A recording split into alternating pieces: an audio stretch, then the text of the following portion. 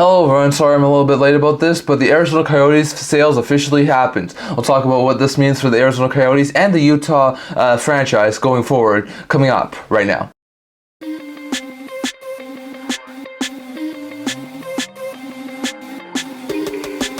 Hello everyone, welcome back to another video here at the Internet Hockey Channel. Before we begin this video, don't forget to like this video and subscribe down below. Think about all your support. I'm the real truth of you guys. So if you haven't already, don't forget to subscribe button down below and don't forget to leave a comment down in the comment section below so I know I'll discuss today's video. Now, we've been covering this story for the past week and a half, ever since it broke that sounded like Arizona and Utah were making some headway in Arizona selling the franchise to Utah. Well, that has officially happened. So we'll go back to Thursday, talk about what happened there, and then there were a couple of press conferences we will talk about too. So first, the Arizona Coyotes, it sounded like could close the deal with the Utah franchise to sell the Arizona Coyotes stuff to Utah. That officially closed, I think it was Wednesday night or Thursday morning. And then early on Thursday morning, I think it was like at 12 p.m. Pacific time, the Board of Governors had a meeting that was scheduled. A lot of people were saying that that could be to confirm the move to Utah, and that was exactly what happened. It was a unanimous vote from the Board of Governors to move the franchise to Utah, and that's exactly what happened. So the franchise wound up being moved. So we did learn a couple of things on Thursday.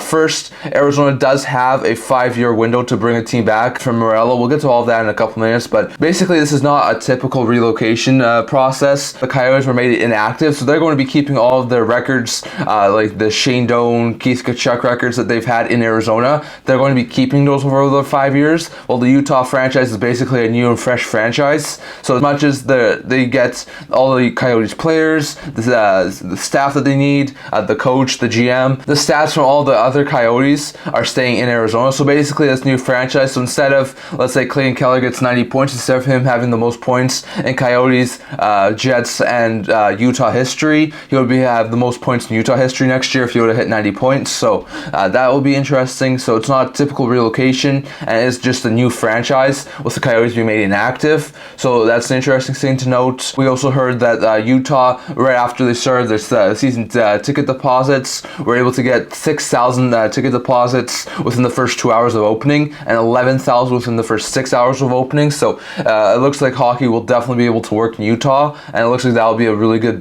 place there for Utah to grow. Now, we do have a couple more things to talk about here. First, let's look on the Arizona side. So this has been made inactive. So basically for the next 5 years, the Coyotes will be made inactive. Alex Mullett will have 5 years to bring the Coyotes franchise back to Arizona. He'll have the first right of refusal. So this will be an interesting situation to watch out for, because Mullett will have the opportunity to bring back an expansion team.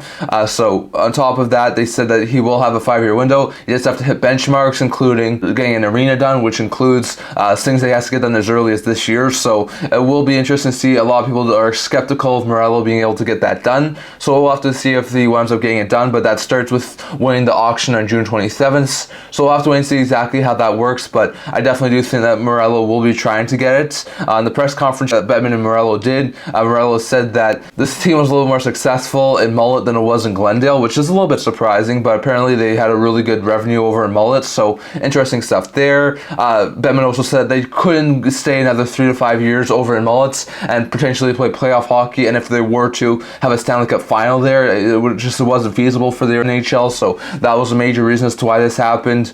So they will go back to Arizona as long as Mullett has an arena and he meets all the conditions to bring an NHL team back to Arizona. On top of that, Mullett can share as much as 20% of his stake in the team, but that's as much as he can sell, and he can't sell the arena stuff for up to 5 years. And I'm not sure if that's after the arena is built or after he gets the land for the arena, so I'm not exactly sure about that, but there's a couple of contingencies for him not to be able to sell. And if he isn't able to get it in the first 5 years, I do think there's a possibility that maybe there's another ownership group that comes out of the blue and winds up owning that franchise. So we'll have to wait and see exactly what happens there. And Gary Bettman on that press conference did say that the Arizona Coyotes will have the same rules that the Golden Knights and the Kraken did when they were coming into the league. So there will be another expansion draft in Arizona, probably in the next, I want to say 4 to 7 years, which means that the teams will have to protect 7 forwards, 3 defensemen, 1 goaltender, or 8 players and 1 goaltender from the Arizona Coyotes. So we'll have to wait and see exactly how that works out in the next couple of years, but it definitely does seem like there's a very likely chance that we will get an expansion franchise for the Arizona Coyotes in not just the future, whether that be with Mullett or with another ownership group. So we'll have to wait and see exactly what happens there. And going over to the Utah side of things, so Utah basically just grabs all of the players, staff that they need and the coach and the GM from the Arizona Coyotes, but this is basically a new franchise, so fantastic stuff there for Utah to see that. Apparently they are making renovations so they can seat eventually 17,000 fans in the Delta Center without restricted view access, so that's very good stuff there for fans who want to be viewing these things in Utah. In a press conference, Brand Smith said that they already had 22,000 season ticket deposits, given the fact there are only 16,000 potential seats. That's a little bit surprising, so it seems like it will be able to work in Utah. On top of that, there's going to be 12,000 seats in the Delta Center that will have full view of the games, but they will be able to seat 16,000 people, and there will be a couple of thousand people out there who will have restricted view of the rink, so that's not overly ideal, but Brian Smith did say it wasn't overly bad, so definitely bad to see there are going to be a couple of people who sit in the arena and won't be able to see the entire game, but still, it's at least a lot better of a situation than it was over at Mullett, where you had 4,600 fans, so really good stuff there for Utah to see that sort of take off. On top of that, as far as the team nickname, colors, jersey, so far we have none of that being announced. There were a couple of early reports right after the franchise relocated that said that we might not get a nickname until year 2 of the team, or a logo or a mascot or anything like that, due to the fact that they want to try and get this right. This was a little bit rushed, but according to a couple of more recent reports, they had hired a company that has actually worked with some of the other pro teams in naming the pro teams and the logos and stuff like that, so that was a step in the right direction. Then Greg Wyshynski of ESPN, who was originally reporting that they were not going to get a nickname until year 2, then did say that there was some updates, that he said that there was a 50-50 chance we could get a team name before the start of next year, so I think there's a very likely chance that we probably won't get one over the next few weeks, but I think probably at some point before the draft we will have a team name and team colors for the Utah franchise. There have also been some talk about what they could be called. There were some trademarks purchased by a group. It was apparently anonymous, but a lot of people are speculating that this was the Utah franchise.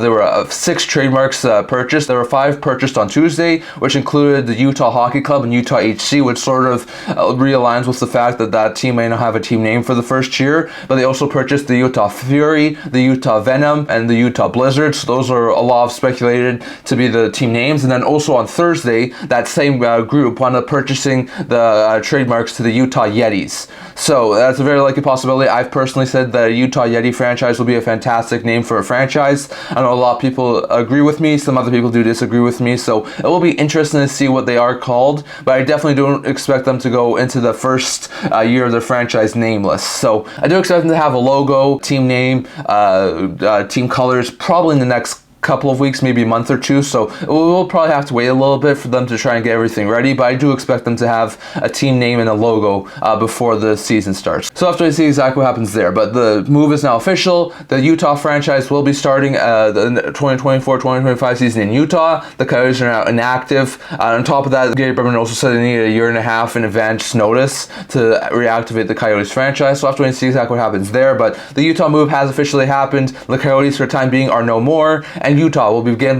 play in the 2024-2025 season. So definitely, I'll have to get your thoughts on all of that down in the comment section below. What do you think about the Utah move? What do you think about all the stipulations Arizona could get back in? What do you think about Utah? Do you think they name a team name before the start of the season? And if so, what do you think the best team name, team colors would be, team logo would look like? Definitely, love to get your thoughts on all of that down in the comment section below. And what do you think about all of this? Definitely, love to get your thoughts on all of that down in the comment section below. That's all I'm going to talk about for today. I'm going to tell you this video. If you're to subscribe down below, thank you for all your support, and I will love you guys. So if you haven't already, don't forget to subscribe button down below. Definitely leave a comment down in the comment section below discussing all discussed in today's video. Also a blog talking about news, rumors, analysis, stuff like that. So check that out. Leave a link down in the description below, and kind of see you guys all for next video. See you guys soon.